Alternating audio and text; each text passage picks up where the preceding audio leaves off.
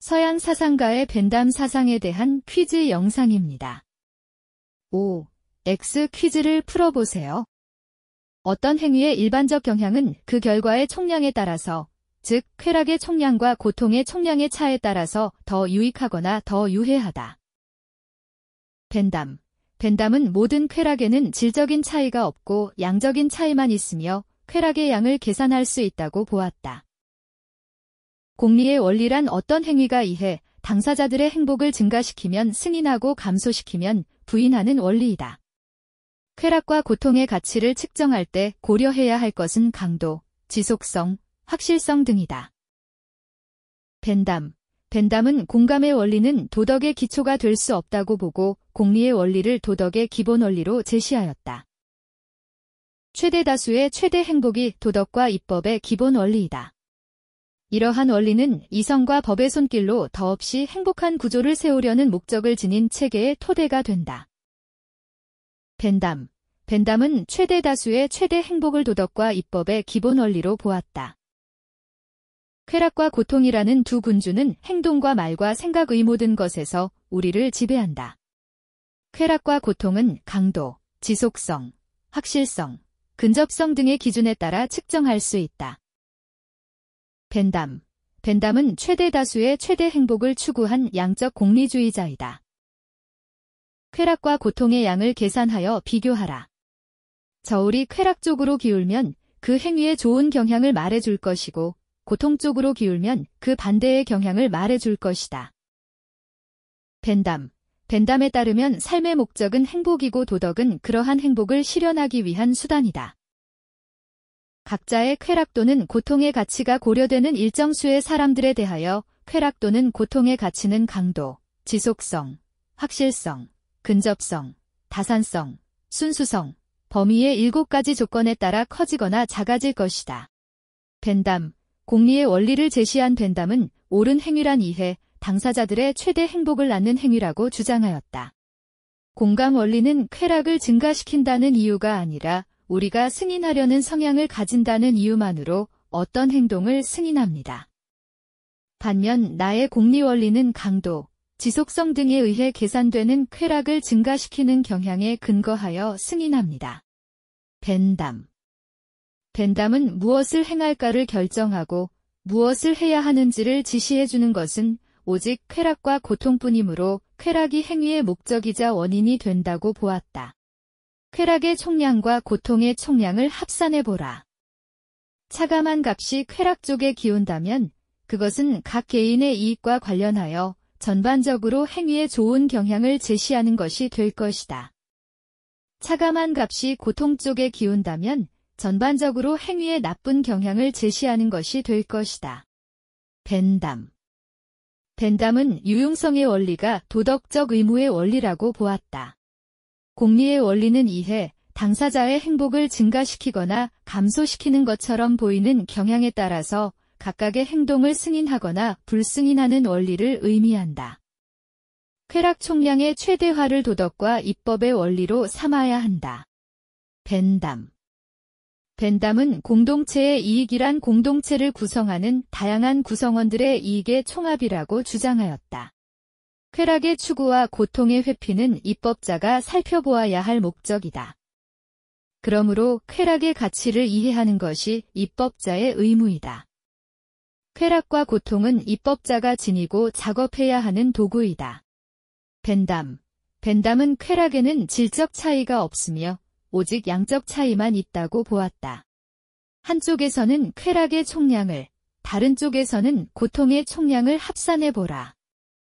만일 그 값이 쾌락 쪽에 기운다면 그것을 개인들의 총수 또는 공동체와 관련 지을 때 일반적으로 좋은 경향을 제시하는 것이 될 것이다.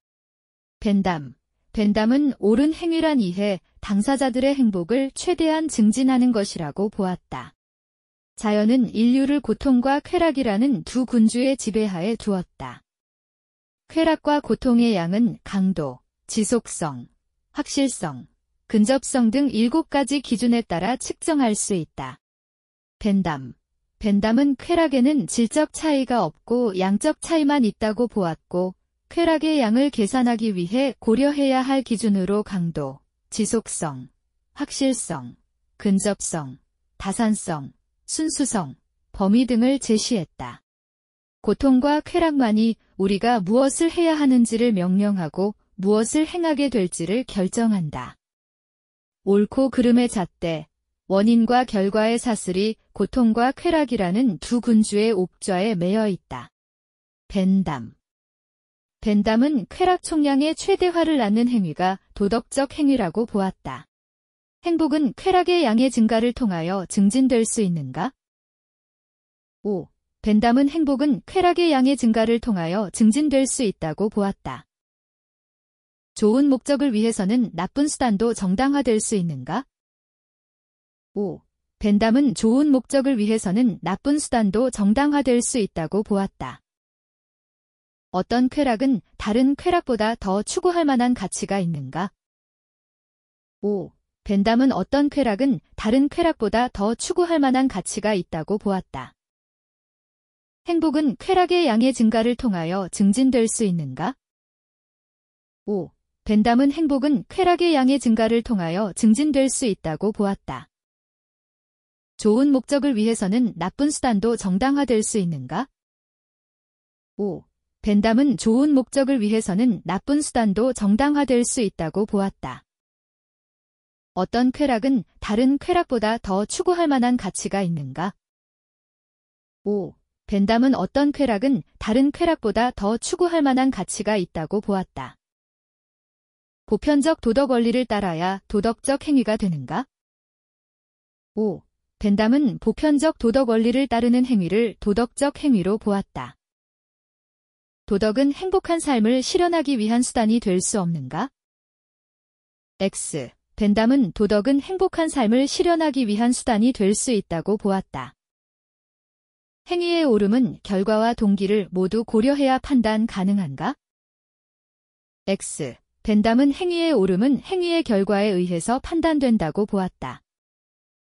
인간의 행위가 고통과 쾌락에 좌우되는 것은 아닌가? X. 벤담은 고통과 쾌락은 인간 행위를 좌우하는 두 군주라고 보았다. 행위의 도덕성은 보편적 도덕 원리에 의해 결정되는가? 5. 벤담은 행위의 도덕성을 결정하는 근거는 공리의 원리라는 보편적 원리라고 보았다. 개인의 행복 증진에 기여하는 행위는 선할 수 있는가? 5. 벤담은 개인의 행복 증진에 기여하는 행위는 선할 수 있다고 보았다.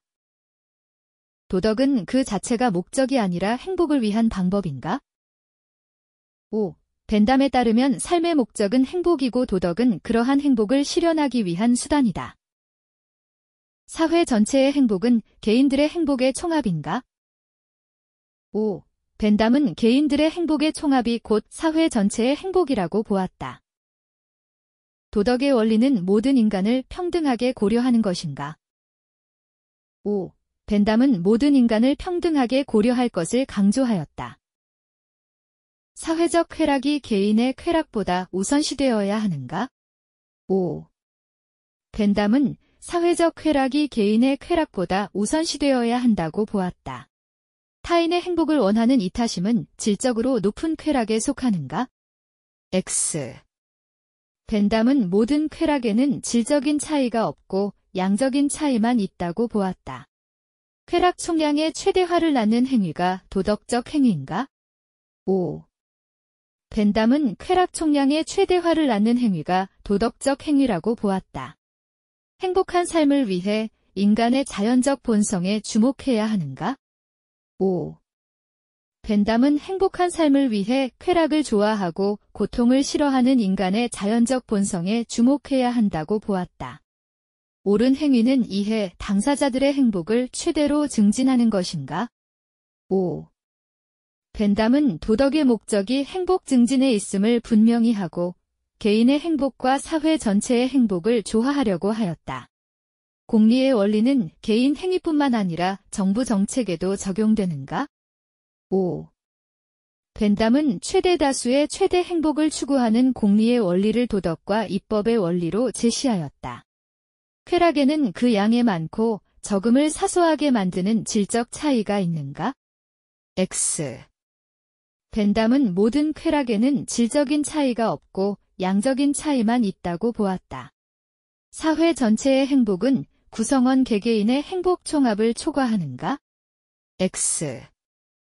벤담은 사회 전체의 행복은 구성원 개개인의 행복 총합이라고 보았다. 인간은 쾌락과 고통의 지배에서 벗어나야 하는가? X. 벤담은 자연이 인류를 고통과 쾌락이라는 두 주인에게 지배받도록 만들었다고 주장하였다. 쾌락과 고통의 양을 측정할 수 있는 기준이 있는가? 5. 벤담은 쾌락과 고통을 양적으로 계산하기 위한 기준으로 강도, 지속성, 확실성, 신속성, 다산성, 순수성, 범위를 제시하였다. 인간의 도덕적 의무는 유용성의 원리로부터 도출되는가? 5. 벤담은 유용성의 원리가 도덕적 의무의 원리라고 보았다. 동기는 행위의 도덕적 가치를 평가하는 핵심 근거가 아닌가? 5. 벤담은 어떤 행위의 도덕적 가치를 평가하는 핵심 근거는 행위의 동기가 아니라 행위의 결과라고 보았다. 교양 있는 사람은 누구든지 질적으로 고상한 쾌락을 선호하는가? X. 벤담은 쾌락의 질적 차이가 없다고 보았다. 개인의 사사로운 이익과 사회 전체의 이익은 모순될 수밖에 없는가? X. 벤담은 사익과 공익은 조화될 수 있다고 보았다. 쾌락은 행위의 목적일 뿐 행위의 원인이 될 수 없는가? X. 벤담은 쾌락이 행위의 목적이자 원인이라고 보았다. 쾌락의 증가는 선이지만 고통의 감소는 선이 아닌가? X. 벤담은 쾌락은 선 고통은 악이라고 보면서 쾌락을 증가시키고 고통을 감소시키는 것을 옳은 것이라 보았다. 공감 원리는 행위의 옳고 그름을 판단하는 보편적 원리인가? X. 벤담은 공감의 원리가 쾌락의 증가가 아니라 승인하려는 성향을 가진다는 이유만으로 어떤 행위를 승인함으로 행위의 옳고 그름을 판단하는 보편적 원리가 될 수 없다고 보았다. 도덕 원리는 인간이 쾌락을 추구한다는 사실과 관련이 없는가? X. 벤담은 인간이 쾌락을 추구한다는 사실로부터 인간의 쾌락 추구가 도덕적으로 바람직하다는 결론을 이끌어냈다. 이해 당사자들의 쾌락의 총량을 최대화할 원칙을 따라야 하는가? 5. 벤담은 옳은 행위란 이해, 당사자들의 최대 행복을 낳는 행위라고 주장하였다. 개인적 쾌락의 총합이 사회 전체의 쾌락인가? 5.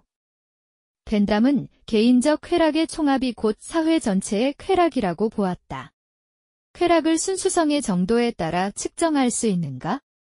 5. 벤담은 순수성을 쾌락을 측정하는 기준의 하나로 보았다. 쾌락은 행위의 원인이 될 뿐 아니라 목적도 되는가? 5. 벤담은 쾌락이 행위의 원인이 될 뿐 아니라 목적도 된다고 보았다. 인간은 고통을 싫어하고 쾌락을 좋아하는가? 5. 벤담은 인간은 고통을 싫어하고 쾌락을 좋아한다고 보았다. 쾌락의 양을 늘려나가는 것이 인간 행위의 목적이 아닌가? X. 벤담은 최대 다수의 최대 행복을 추구한 양적 공리주의자이다. 수고하셨습니다. 반복 학습으로 학습 효과를 높이세요.